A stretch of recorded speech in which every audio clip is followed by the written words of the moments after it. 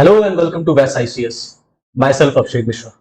Now, if I ask you a question कि Hiroshima और Nagasaki को हम लोग ये दुनिया किस फॉर्म में याद रखती है, तो आई थिंक कि आपका जवाब या मैक्सिमम लोगों का जवाब होगा कि ये दो ऐसे शहर रहे हैं हिरोशिमा और नागासाकी जिस पर अमेरिका ने 1945 में सेकेंड वर्ल्ड वॉर के टाइम पर एटम बम गिराया था ना। कुछ इस तरीके से इस पर जो है वो बम गिरा।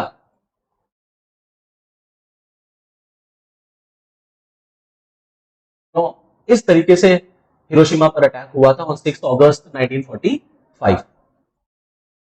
ये बहुत इंपॉर्टेंट डे है। हिरोशिमा डे सेलिब्रेट करते हैं हम लोग, ऑब्जर्व करते हैं। सेलिब्रेट वर्ड तो नहीं यूज होना चाहिए, ऑब्जर्व करते हैं हम लोग हिरोशिमा डे।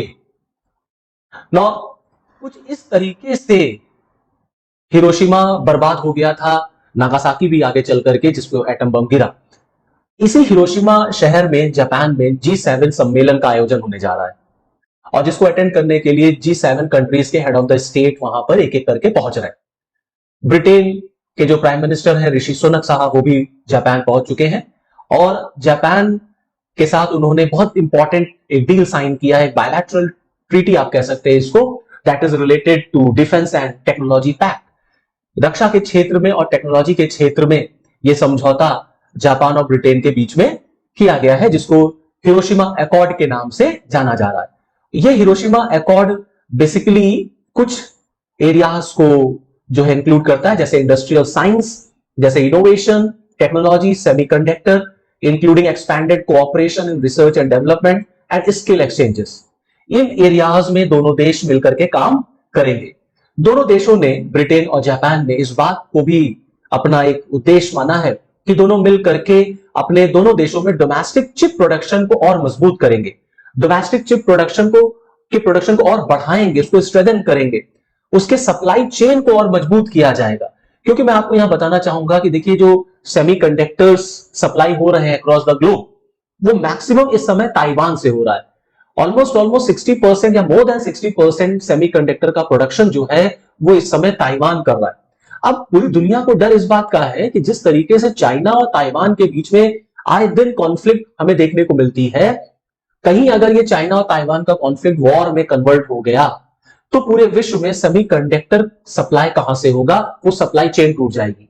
तो पूरी दुनिया को इस बात की चिंता है कि कैसे सेमीकंडक्टर की सप्लाईज को इंश्योर किया जा सके। इसी चीज को देखते हुए लंदन में और टोक्यो ने सेमीकंडक्टर्स के प्रोडक्शन को बढ़ाने का जिक्र इस हिरोशिमा एकॉर्ड में किया है। तो ब्रिटेन का यह भी मानना है कि ब्रिटेन जो है वो लगभग 1 बिलियन पाउंड का इन्वेस्टमेंट करेगा ब्रिटेन की सेमीकंडक्टर इंडस्ट्री में। साथ ही साथ ब्रिटेन ने डिफेंस के फील्ड में यह भी कहा है कि जो अपकमिंग ज्वाइंट एक्सरसाइज होने वाली है बिटवीन ब्रिटिश एंड जापान, उसमें ब्रिटेन के जो सोल्जर्स होंगे उनके नंबर्स वो डबल करेगा और 2025 तक जो ब्रिटेन का कैरियर स्ट्राइक ग्रुप है इंडो पैसिफिक पहुंच जाएगा। इसके साथ ही साथ जो कि जापान में इसी साल के अंत में जापान में जो ब्रिटेन और जापान का जो ज्वाइंट एक्सरसाइज होती है, जो मिलिट्री एक्सरसाइज होती है, that is known as the joint vigilant isle military exercise, ये भी होनी है। और इसको भी देखते हुए दोनों देशों ने डिफेंस के फील्ड में कैसे कोऑपरेशन कर सकते हैं वो हिरोशिमा एकॉर्ड में उन्होंने जिक्र किया है इस बात का। Now both the countries have also agreed to consult each other on important regional and global security issues and consider response measures। तो कुल मिलाकर के कहा जा सकता है कि ये जो हिरोशिमा एकॉर्ड हुआ है ये कहीं ना कहीं ब्रिटेन और जापान के रिलेशंस को, specially in science and technology, in defence, in सब चीजों में, इकोनॉमी को भी आप उसमें जोड़ सकते हैं, इन एरियाज में किस तरीके से स्ट्रेंथन किया जाए, ये उसका की पिलर है। मैं आपको यहां बताना चाहूंगा कि ये जो एग्रीमेंट हुआ है बिटवीन ब्रिटेन एंड जापान, ये चाइना के बढ़ते हुई हेजेमनी, जो उसका वर्चस्व बढ़ रहा है, जो उसका डोमिनेंस बढ़ रहा है, specially in Indo Pacific reason और ग्लोबली भी हम देख रहे हैं, तो चाइना को कैसे डील किया जाए, चाइना को कैसे टैकल किया जाए, इसी को देखते हुए दोनों देशों ने अपने रिलेशंस को और मजबूत करने की बात हिरोशिमा एकॉर्ड में की है। तो यहां पर दोनों देश मिलकर के चाइना को काउंटर करना चाहते हैं। इसीलिए आप देखेंगे हिरोशिमा एकॉर्ड में ब्रिटेन ने इस बात पर भी जिक्र किया है, जापान ने भी किया है, कि दोनों देश इस बात को इंश्योर करेंगे और इसके लिए काम करेंगे कि कैसे इंडो पैसिफिक रीजन जो है वो फ्री और प्रॉस्परस और पीसफुल एनवायरनमेंट के लिए जाना जाए और वहां पर जो ट्रेड है वो फ्री ट्रेड में कन्वर्ट हो सके, और as well as Indo Pacific region जो है वो पीसफुल होना चाहिए, ना कि वहां पर लड़ाई या कॉन्फ्लिक्ट क्रिएट होनी चाहिए। इसी के साथ साथ यहां पर एक और इंपॉर्टेंट बात भी है जानने के लिए कि ये जो हिरोशिमा अकॉर्ड हुआ है इसके पीछे लंदन का, ब्रिटेन का अपना बहुत बड़ा सेल्फ इंटरेस्ट है। अब वो सेल्फ इंटरेस्ट ये है कि आपको याद होगा कि ब्रिटेन जो है वो कभी यूरोपियन यूनियन का मेंबर हुआ करता था, फिर ब्रिटेन ने यूरोपियन यूनियन से अपने आप को बाहर कर लिया, जिसको इतिहास में, हिस्ट्री में हम लोग ब्रेक्जिट के नाम से जानते हैं। नाउ आफ्टर ब्रेक्जिट लंदन की हमेशा से कोशिश रही है कि कैसे वो अपनी इकोनॉमिक ग्रोथ को बढ़ाए, कैसे ब्रिटेन में फॉरेन इन्वेस्टमेंट को अट्रैक्ट करे। इसके लिए जापान जो है वो बड़ा इंपॉर्टेंट रोल प्ले कर सकता है, इसलिए लंदन ने जापान को अपने इस एम को फुलफिल करने का एक मीन, एक माध्यम माना।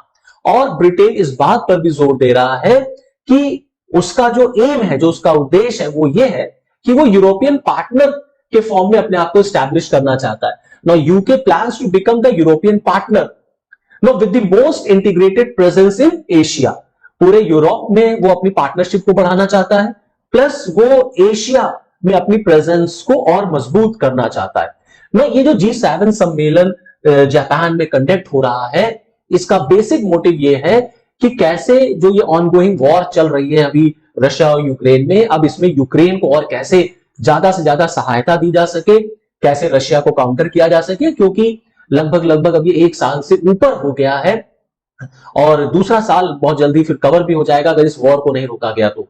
और इस वॉर से बहुत इफेक्ट हो रहा है इकोनॉमी वर्ल्ड वाइड, ग्लोबली। तो G7 सम्मेलन में 7 देशों के दिग्गज इस बात पर डिस्कशन करेंगे कैसे इस वॉर को अब रोका जाए, टैकल किया जाए।